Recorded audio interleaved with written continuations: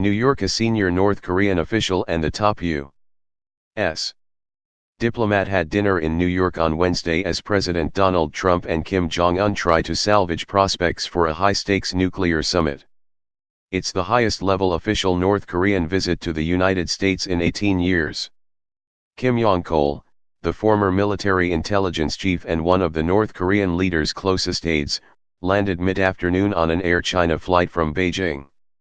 Associated Press journalists saw the plane taxi down the tarmac before the North's delegation disembarked at JFK International Airport.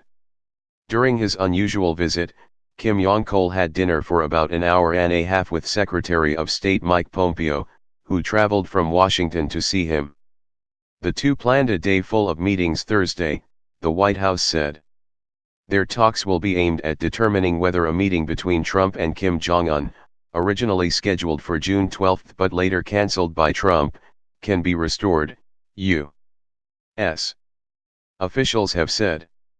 The talks come as preparations for the highly anticipated summit in Singapore were barreling forward on both sides of the Pacific Ocean, despite lingering uncertainty about whether it will really occur, and when.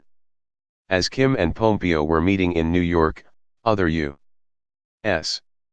teams were meeting with North Korean officials in Singapore and in the heavily fortified Korean demilitarized zone.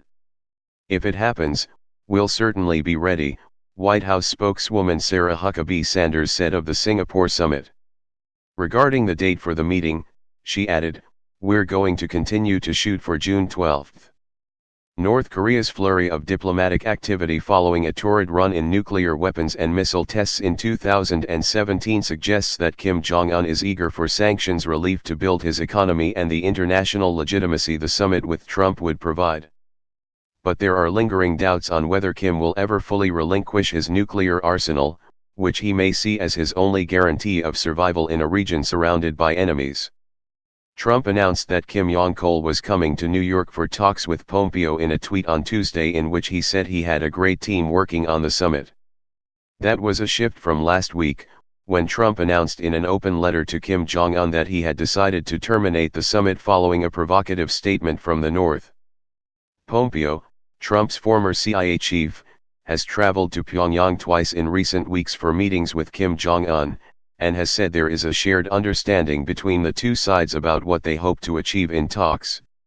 South Korean media speculated that Pompeo could make a third trip to Pyongyang and that Kim Yong Chol was carrying a personal letter from Kim Jong-un and might push to travel to Washington to meet with Trump. North Korea's mission to the United Nations in New York is its sole diplomatic presence in the United States. That suggests Kim might have chosen to first go to New York because it would make it easier for him to communicate with officials in Pyongyang, North Korea's capital. North Korea and the United States are still technically at war and have no diplomatic ties because the 1950-53 Korean War ended with an armistice, not a peace treaty.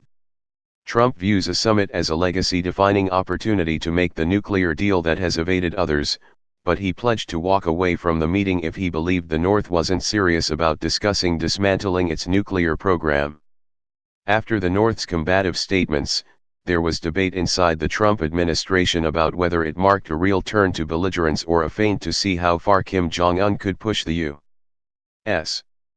In the lead-up to the talks, Trump had mused that Kim's attitude had changed after the North Korean leader's surprise visit to China 2 weeks ago, suggesting China was pushing Kim away from the table. Trump's letter, the aides said, was designed to pressure the North on the international stage for appearing to have cold feet. White House officials maintain that Trump was hopeful the North was merely negotiating but that he was prepared for the letter to mark the end of the two-month flirtation. Instead, the officials said, it brought both sides to the table with increasing seriousness, as they worked through myriad logistical and policy decisions to keep June 12 the viable option for the summit. Kim Yong Chol is a vice chairman of the North Korean ruling party's Central Committee.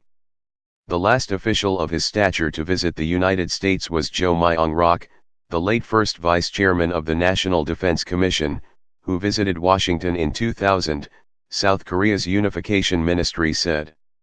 The White House emphasized that it has remained in close contact with South Korean and Japanese officials as preparations for the talks continue. Spokeswoman Sarah Huckabee Sanders said Trump will host Japanese Prime Minister Shinzo Abe of Japan on June 7 to coordinate their thinking ahead of the summit. Trump hosted South Korean President Moon Jae-in last week. Moon, who has lobbied hard for nuclear negotiations between Trump and Kim Jong-un, held a surprise meeting with the North Korean leader on Saturday in an effort to keep the summit alive. Laterman reported from Washington and Bo Dian from Beijing. Associated Press writers Jill Colvin, Zeke Miller, and Catherine Lucy in Washington and Hyungjin Kim and Kim Tong-hyung in Seoul, South Korea, contributed to this report.